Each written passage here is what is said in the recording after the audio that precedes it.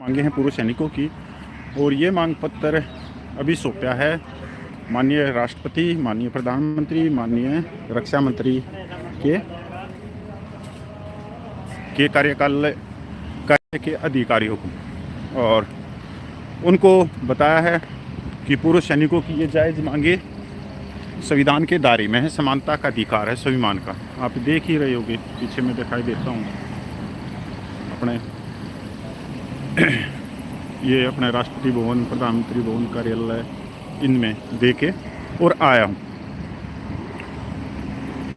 पूर्व सैनिक भाइयों, अभी जैसे क्योंकि अभी ORP 3 की टेबल कभी भी आ सकती है, और उसके लिए हमारे को ग्राउंड पे तो काम करना ही करना पड़ेगा, क्योंकि अगर वो टेबल निकल गई और पूर्व सैनिक फिर हक्का बक्का रह गए और फिर खाली हाथ रह गए पूर्व सैनिकों के ORP 1 और ORP 2 की तरह, तो फिर कुछ नहीं होगा। फिर कहते हैं ना कि चुग गई खेत अब पछताए क्या होता है, हैं? सांप निकल गया, लाठी मारते रहो, पीटते रहो, फिर इसका कोई फ़ायदा भी नहीं है। और ये मांग पत्र वैसे तो आप देख ही रहे हो, ये सबका सैनिक संघर्ष कमेटी हरियाणा रजिस्टर्ड संस्था की तरफ से गया है, पर ये मांग पत्र अब एकदम क्यों पूछाया गया है, क्योंकि आने वाले समय में जो पंजाब के अंदर जो सबका सैनिक संघर्ष कमेटी नेशनल के जो प्रधान अभी फ़िलहाल बनाए गए हैं, वो बनाए गए हैं नायक सुरजीत जी, और उन्होंने 11 अगस्त को तरन तारण में एक बड़ी मीटिंग करी थी पूरे पंजाब के जिला अध्यक्षों की तरफ से, और नेशनल की भी मीटिंग हुई है, उसके बारे में मैं शाम को बताऊंगा। तो वहाँ पे फैसला आया था कि जल्द से जल्द कोई मांग पत्र भारत सरकार तक पहुँचाया जाए, और उसमें ये भी कहा जाए कि आने वाले समय में हम कोई बड़ा शांतिपूर्वक विरोध प्रदर्शन करेंगे। तो वो मांग पत्र ये था, और ये 11 अगस्त का था। उसके बाद में इस मांग पत्र को बनाया गया। भाई नायक हरपाल जी हैं, उनसे भी सलाह मशवरा हुई है मांग पत्र पे, उन्होंने भी इस मांग पत्र में बहुत सारी चीज़ों में सुधार किया है। एक चीज़ तो यह है कि जो पंजाब के सबका सैनिक हैं, उनकी जो मीटिंग हुई 11 अगस्त को, और जो प्रधान सुरजीत ने कहा कि मांग पत्र पूछाओ, तो अभी तक ये जो मांग पत्र है, पहले आपने देखा था कि ये जो सबका कमेटी नेशनल के लेटर हेड पे जाता था, पर अब की बार ये हरियाणा सबका सैनिक संघर्ष कमेटी के लेटर हेड पे गया। इसका एक कारण है कि अभी जो लेटर हेड है वो नहीं बन चुके हैं, और समय कम था, क्योंकि नलिन तलवार जो सर हैं वही इस चीज़ में माहिर हैं, वही बनाने में लगे हुए थे, पर उनको कुछ घर की प्रॉब्लम है, उसके कारण वो अभी 1-2 दिन में नेशनल सबका सैनिक संघर्ष कमेटी का लेटर हेड बन जाएगा। पर वहाँ से जो मैसेज आया तरन तारण से सुरजीत का कि किसी भी तरह से मांग पत्र पूछाओ, कोई बात नहीं है, और हरियाणा का लेटर हेड है या किसी और का है, कोई बात नहीं है, कागज पे नाम लिखने से कोई मांगे अलग अलग थोड़ी हो सकती हैं। मांगे तो सबकी पूर्व सैनिकों की 28 लाख पूर्व सैनिकों की एक है, चाहे वो कश्मीर का पूर्व सैनिक है, चाहे वो केरला का पूर्व सैनिक है, चाहे अंडमान निकोबार का। तो यही चीज़ें मांगे लेके आज इनके दफ्तर में सुबह निकला था, और ये पूछा क्या हूँ। अभी कुछ सांसदों को भी देना है, प्रतिपक्ष नेता है राहुल गांधी, उनको भी बताया गया है मेरे को कि उनको भी दे के आना है। उसके बाद में कुछ सांसद हैं, उनसे भी संपर्क करने की कोशिश की है कि भाई मैं उनको भी दे के आऊँ। अब मैं ये मांग पत्र आप लोगों को बता देता हूँ। एक बार गाड़ी के नज़दीक भी पूछ गया हूँ, गाड़ी भी खोल लेता हूँ पार्किंग में। भाई बहुत गर्मी भी बहुत है, बहुत ज़्यादा पसीने आ रहे होंगे, आप देख ही रहे हो। एक मिनट, बहुत ज़्यादा गर्मी है, उमस बहुत ज़्यादा है, सुबह निकलना। तो ये जो मांगे हैं, इसमें सबसे पहले है ORP कि हम 1 साल तक जंतर मंतर धरने पे बैठे और सरकार ने हमारे से बात नहीं करी, और सरकार ने इस धरने को तोड़ने के लिए कुछ जो स्वार्थी लोग थे उनको खरीदा गया पिछले दरवाजे से। उसमें हमारे आप सबको मालूम है, नाम लेने की कोई ज़रूरत नहीं है। तो ORP को प्रीमेच्योर के लिए भी उठाया गया है इसमें, और ORP 1 का 2 का हवाला देते हुए कहा गया है कि ORP 3 की टेबल जब तक नहीं ले आई जाए, जब तक इसमें सुधार नहीं हो जाता। पूर्व सैनिकों का जैसे JCO रैंक की पेंशन है वो वैसे ही कम हो चुकी है, और जो सैनिक वीर नारियाँ हैं जिनके पति ने 2 साल 4 साल की सर्विस के दौरान सर्वोच्च बलिदान दिया है, उनको ORP 2 में कोई फ़ायदा नहीं था। दिव्यांग सैनिक हैं जिनकी सर्विस 2 साल 4 साल 8 साल है, उनको भी ORP 2 में कोई भी बेनिफिट नहीं हुआ, 1 रुपये का भी नहीं आया, उनको भी देखा जाए। JCO रैंक को भी देखा जाए, ऑनरेडी रैंकों को भी देखा जाए। एक्स ग्रुप की भी इसमें मांग उठाई गई है। विधवा पेंशन को खासकर इसमें लिखित किया गया है और मोटे अक्षरों से इसमें विधवा पेंशन को बड़े तौर पे उठाया गया। 7वां पे कमीशन का जो फार्मूला है उससे हमारी जो जवानों की पेंशन है वो बहुत कम होगी, उस फार्मूले में सुधार किया जाए। फिर इसके अंदर सर्विस पेंशन को बड़े मोटे अक्षरों में उठाया गया कि सर्विस पेंशन किसके लिए और ओआरओपी पे किसका हक बनता है। जो सैनिक 45 साल की उम्र में रिटायरमेंट आ जाए उसका हक बनता है, या उसका बनता है जो 58 साल की उम्र में रिटायरमेंट होने के बाद में भी उसको सरकार 100% रोजगार मुहैया करवा रही है। तो ओआरओपी पे किसका हक है? प्रीमेच्योर को तो पहले ही बाहर निकाल चुके हैं, जुलाई 2014 के बाद में जो भी प्रीमेच्योर रिटायरमेंट आया तो उसको भी हमने बड़ी बारीकी से उठाया गया है। और इसके बाद में मेडलों के अंदर आप देखते होंगे, मेडलों के अंदर बहुत बंदरबाट है। अब अभी आप देख लो, पिछले 1-2 महीने से बहुत ज़्यादा मुठभेड़ हो रही हैं जम्मू कश्मीर में, और बहुत सारे हमारे जवानों ने सर्वोच्च बलिदान दिया है। पर जब मेडलों की बात आती है तो सभी जवानों को मेडल नहीं मिलती, जबकि बलिदान तो दिया उनको, सबको मेडल मिलना चाहिए। मिलिट्री सर्विस पे को भी बहुत बारीकी से उठाया है और मिलिट्री सर्विस पे भी हमने बड़े अक्षरों से इसमें लिखा है कि कुछ व्यक्तियों ने सरकार के इशारे पे इस मिलिट्री सर्विस पे के केस को बाधा पहुँचाने के लिए या इसमें रोड़े अटकाने के लिए इसमें कोर्ट में इसको लेके गए हुए हैं 8 साल से। और जब भी सरकार से हम बात करते हैं मिलिट्री सर्विस पे की तो सरकार कह देती है कोर्ट में इसका केस चल रहा है। तो मैं आज ये भी इसके अंदर मोटे अक्षरों में लिखा गया कि ये सरकार की सांठगांठ से ये केस वहाँ तक पहुँचा है, क्योंकि जिन्होंने केस किया है वो बी टीम है सरकार की और वो खुद ही लोकसभा की टिकटें मांगती रहती है, वो मांगती रहती है। तो हमने इसमें बारीकी से ये भी लिखा है कि 28 लाख पूर्व सैनिक इस केस को मिलिट्री सर्विस पे के केस को कोर्ट में नहीं लेके गए, कुछ व्यक्ति विशेष इसको लेके गए और उनकी दुकानदारी चल रही है। डिसेबिलिटी पेंशन को भी बड़े अच्छे शब्दों से उठाया गया है कि जो जवान है जो बॉर्डर पे रहते हैं उनका क्या कसूर है, जो देश सेवा करते हुए घायल हो जाते हैं, विकलांग हो जाते हैं, जिनका हाथ नहीं है पैर नहीं है, उनके साथ में इतना बड़ा भेदभाव, इतना बड़ा पाप कैसे कर सकती है सरकार। एक तरफ तो देश संविधान से चलता है, समानता से चलता है, न्याय से चलता है, दूसरी तरफ वो जो दिव्यांग सैनिक है, विकलांग सैनिक हैं, उनको न्याय देने की कोई बात ही नहीं हो रही। तो इसमें डिसेबिलिटी पेंशन को भी बहुत अच्छे अक्षरों से शब्दों से उठाया है। आगे भाई 1 मिनट रुको। तो इसमें पूरा डाटा भी दिया गया है, आप देख सकते हो। 1 मिनट में दिखाना चाहूँगा, ये आप ये देखो, ये पूरा डाटा भी दिया गया है कि किसकी कितनी पेंशन है, डिसेबिलिटी पेंशन को है, चाहे वो आरओपी की बात है चाहे किसी चीज़ की बात है।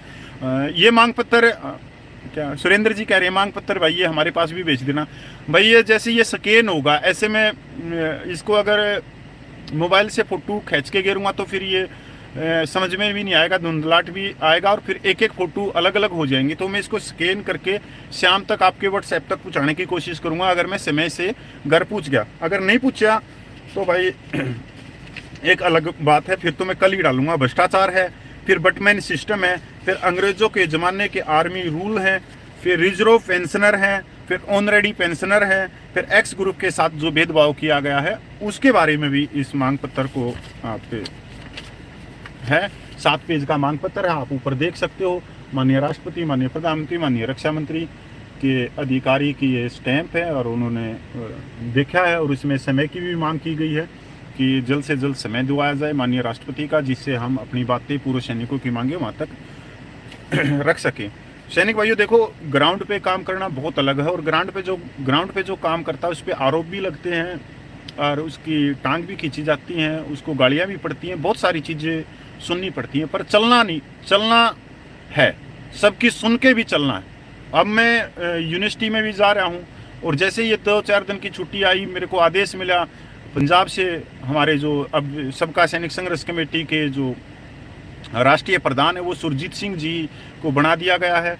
और जो हमारे पहले प्रगट साहब थे उनकी आयु थी और उन्होंने कहा कि मैं इस पद के लिए और मेरे से काम नहीं होता, तो कोई अच्छा नौजवान लेके आओ। तो हम प्रगट साहब को भी अपने साथ में रखना चाहते हैं और उनका जो अनुभव है, जो उनका संघर्ष है इतने सालों का, उससे हम सीखना चाहते हैं। तो उनको, प्रगट साहब को हमने मार्गदर्शन में डाला है सबका सैनिक संघर्ष कमेटी नेशनल में। और जो हमारा नायक हरपाल का स्वास्थ्य ठीक नहीं है तो उनको हमने नेशनल एडवाइज़र बनाया है, नायक हरपाल को, उनके, क्योंकि उन्होंने भी बहुत 10 साल बहुत ज़्यादा संघर्ष किया है और उनका भी अनुभव हमने चाहिए, उनकी सीख भी चाहिए, बहुत सारी चीज़ चाहिए। और एक व्यक्ति को हमने इसमें से निकाला है, उसके बारे में पूरी डिटेल बता दूंगा। जो 6-7 दिन पहले जो मीटिंग हुई है सबका कमेटी के नेशनल पदाधिकारियों की, तो उसी के ऊपर तो मैं जो सबका सैनिक संघर्ष कमेटी के जो राष्ट्रीय प्रधान है, मैं नायक सुरजीत जी को कहना चाहता हूं कि आपके आदेश अनुसार मैंने ये मांग पत्र पहुँचा दिया है और आपकी मांगों को पहुँचा दिया, पूर्व सैनिकों की मांगों को पहुँचा दिया है। आने वाले समय में जब भी कोई आदेश मिलेगा तो मैं कोशिश करूँगा कि मैं उस आदेश की पालना कर सकूँ और मैं आप लोगों का काम कर सकूँ।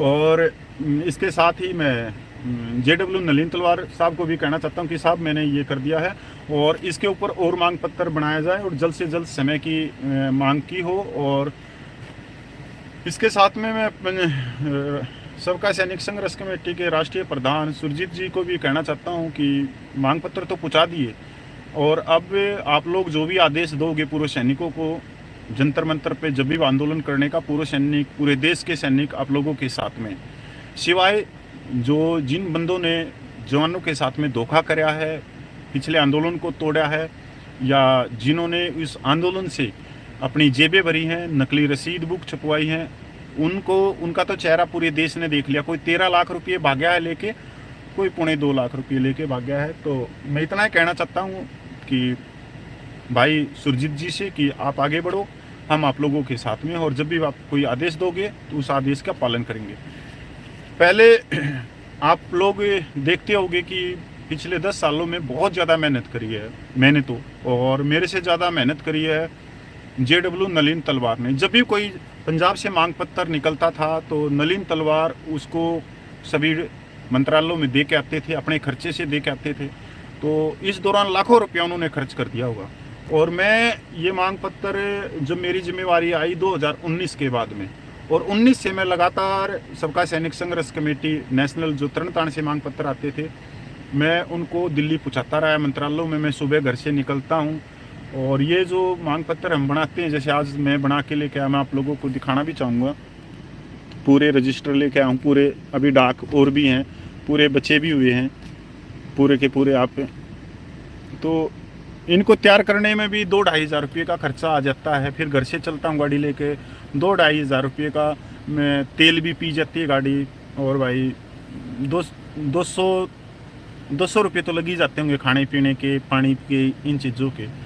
मतलब 5,000 रुपये तो नॉर्मल बात है, लग जाते हैं। पर मैंने आज तक 2019 से लेके आज तक किसी से 1 रुपया नहीं लिया। ये जो 5,000 रुपये मैं खर्च करता हूँ, ये अपनी जेब से खर्च करता हूँ।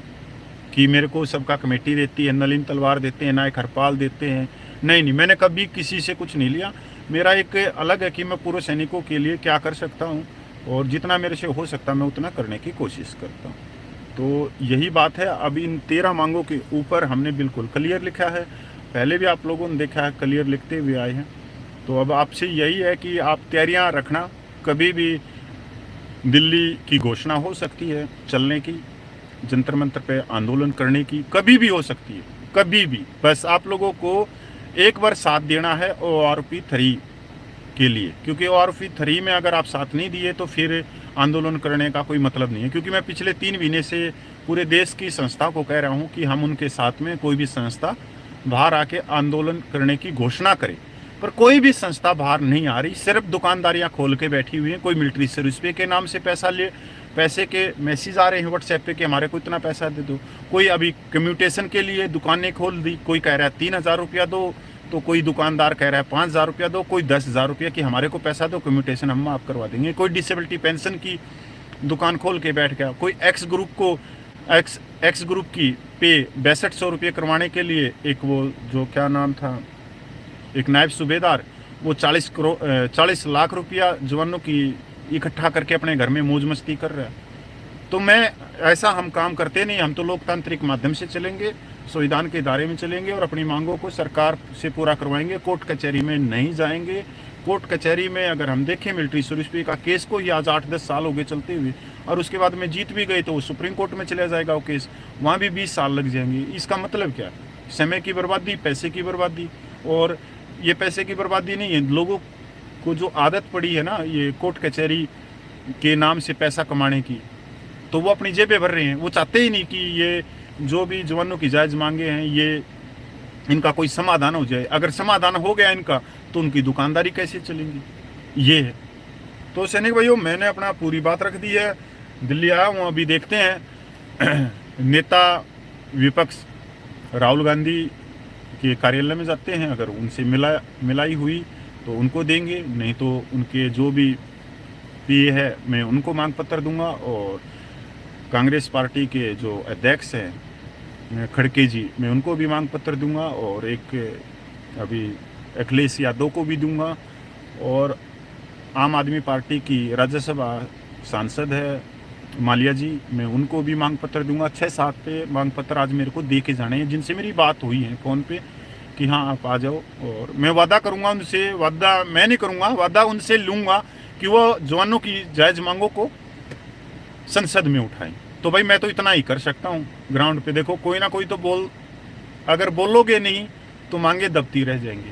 कम से कम मैं बोल तो रहा हूँ इतने दिनों से। मैं कोट टाई वालों की तरह चश्मे तो नहीं चढ़ा रहा, यूट्यूबरों की तरह, गोदी यूट्यूबरों की तरह रोज़ नई नई खबरें।